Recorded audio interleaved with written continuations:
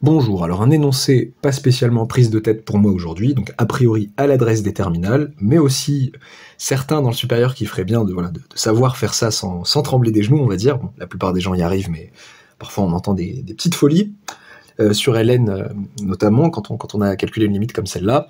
Donc pour les terminales, vous pouvez vous donner allez, un petit quart d'heure de réflexion et de recherche avant de regarder la correction. Le but c'est de démontrer que la limite quand n tend vers plus l'infini de ln de n plus 1 sur ln de n est égale à 1.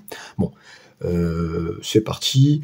Bon, le but de cette vidéo c'est aussi de me permettre de parler d'un document en libre accès sur mon site qui s'appelle Perles utiles et qui catalogue pas mal d'erreurs classiques qu'on voit souvent, ou que je vois souvent chez les terminales, donc à l'approche du baccalauréat pour éviter ces erreurs. Et donc là, en l'occurrence, les terminales ont bon dos, comme je le disais, ont bon dos dans le sens où j'ai plus souvent vu des folies et des dingueries sur ça, de la part d'élèves de prépa même, que de terminales. Enfin, les terminales, on n'a pas.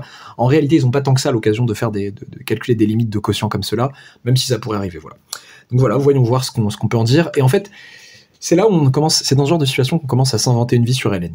Quand on est à tête reposée, bon, on connaît un peu nos propriétés calculatoires, on évite de confondre LN et exponentielle, on fait pas de folie, mais quand on est dans une situation où on nous impose de trouver une limite de ça, par exemple, on se dit, bah, attends, je suis bloqué, ln du numérateur, bon bah, le numérateur tend vers plus l'infini, le dénominateur aussi, forme indéterminée, comment je m'en sors, factoriser, mais par quoi, qu'est-ce que c'est que cette histoire, il y a rien, il y a ln de n plus 1 tout seul, il y a ln de n tout seul, et c'est là que les dingueries commencent, du genre des gens qui m'inventeraient.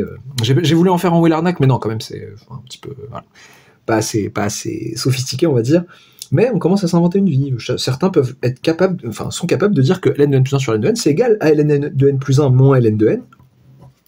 Ah oui, a sur b égale a moins b. Bon, bah d'accord, très bien. Donc, du coup, là, ils se mettent dans la disposition où, du coup, ils disent, ok, ça fait ln de n plus 1 sur n, pour tout n appartenant à n étoiles. Et ça fait donc ln de... Donc là, tout d'un coup, ils deviennent sérieux. Donc hop, là, ils savent casser cette fraction en deux au numérateur comme ça. Donc 1 plus 1 sur n, donc n sur n plus 1 sur n. Et après, ils calculent tranquillement la limite en disant, ok, 1 sur n tend vers 0, tout ça tend vers 1, ln de 1, ça fait 0, et c'est gagné. Bon, ils justifient pas tout, on en reparlera aussi à la fin. Donc voilà, donc c'est bien gentil, si j'ai ln de n plus 1 moins ln de n, c'est cool, c'est effectivement ça fait ça, mais c'est pas ln de n plus 1 moins ln de n. Donc transformer un quotient en soustraction, juste comme ça, parce que ça nous arrange, bon, c'est pas fou. D'autres pourraient dire que, carrément, que ça fait ln de n plus 1 sur n, voilà, ln de a sur b égale ln de a sur ln de b, why not?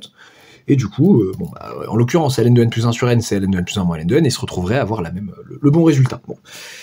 Et enfin, j'ai vu aussi qu'est-ce que j'ai vu? J'ai vu des n plus 1 sur n tend vers... Bon, ça n'explique rien en soi, mais n plus 1 sur n tend vers 1, quand n tend vers plus l'infini. Donc, en appliquant, en fait, ln en haut et en bas, ça ne change pas la limite. Ok, pourquoi donc? Qu'est-ce que vous sous-entendez? Est-ce que vous sous-entendez qu'en appliquant une fonction en haut et en bas d'un quotient, ça ne change pas quoi? La limite, la valeur, qu'est-ce qui se passe? Oui, quand on multiplie en haut et en bas par la même chose, ou quand on divise en haut et en bas par la même chose, oui, ça ne change pas la valeur de la fraction. Mais quand on applique, pardon, je vais faire une bêtise, ln, oui, pour certains, c'est ça en fait, ça vient aussi de ça, ça vient aussi pas d'un trauma, mais du fait de se dire, ok, ln, c'est comme, il y a une sorte peut-être une multiplication là, peut-être, c'est des parenthèses de multiplication. Je me rappelle, c'est comment dire, une blague assez répandue sur Internet. J'ai présenté à un élève, je pensais qu'elle était connue, mais non, il la connaissait pas. Sinus x sur n. Du coup, à croire que voilà, c'est des produits. Sinus x sur n, on simplifie par n en haut et en bas, et ça fait 6. Voilà.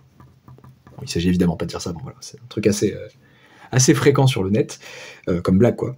Mais du coup, qu'est-ce qu'on fait, du coup? J'ai bien meublé, là, mais ln de n plus 1 sur ln de n, comment on montre que ça tend vers 1 quand n tend vers plus l'infini?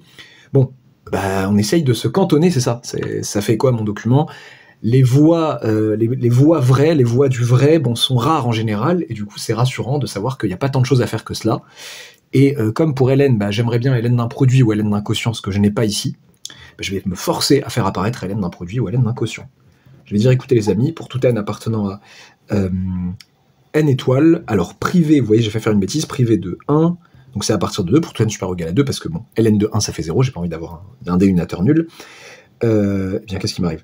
Ln de n plus 1 sur ln de n je vais forcer l'apparition du ln d'un produit au numérateur, mais comment faire? En factorisant par n à l'intérieur du ln. N facteur de 1 plus 1 sur n. Le tout divisé par ln de n. Ok. J'ai ln de a fois b, là, c'est cool, c'est ln de a plus ln de b. Donc ça fait ln de n plus, j'ai mal choisi mon stylo, plus ln de 1 plus 1 sur n, le tout divisé par ln de n. Ok. Et je me retrouve avec 1 plus, donc ln de n sur ln de n plus ça sur ça, plus ln de 1 plus 1 sur n, le tout sur ln de n.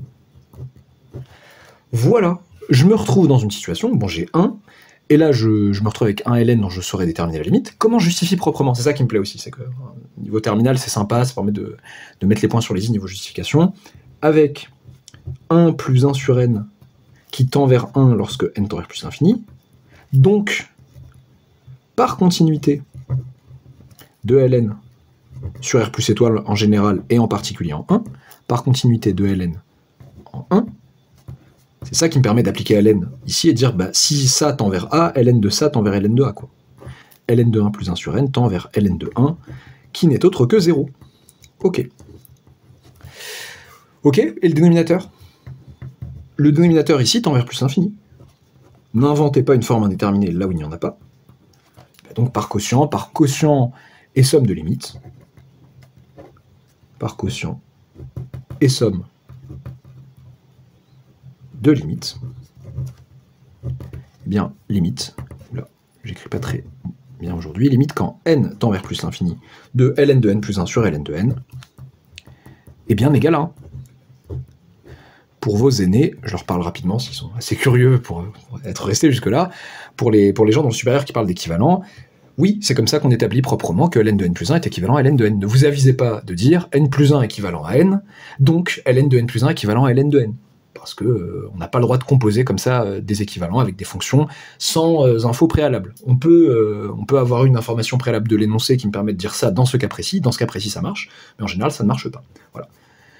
Très bien. Je sais pas, j'ai l'impression d'avoir voulu dire un truc, mais oui, non, si. Donc du coup, je mettrai en lien en description le document dont je vous ai parlé, là en libre accès, là, Perles utiles, et en suggestion de vidéo, une autre vidéo de l'an dernier où je parlais du même document, mais pas mise à jour. Donc là, je vais le mettre un peu à jour et je vais rajouter quelques petits items, quelques petites erreurs, je vais l'espacer, faire des petits trucs. Et une vidéo qu'il présentait qui s'appelle, je crois, Hélène la fourbe. Donc là, pour le coup, il y avait une petite fourberie de Hélène qui est ravageuse quand elle arrive au bac, parce que c'est assez piégeux. Je vous laisse la découvrir si vous ne l'avez pas déjà vue. Et là, en l'occurrence, ici, bon, Hélène n'est pas si fourbe que ça.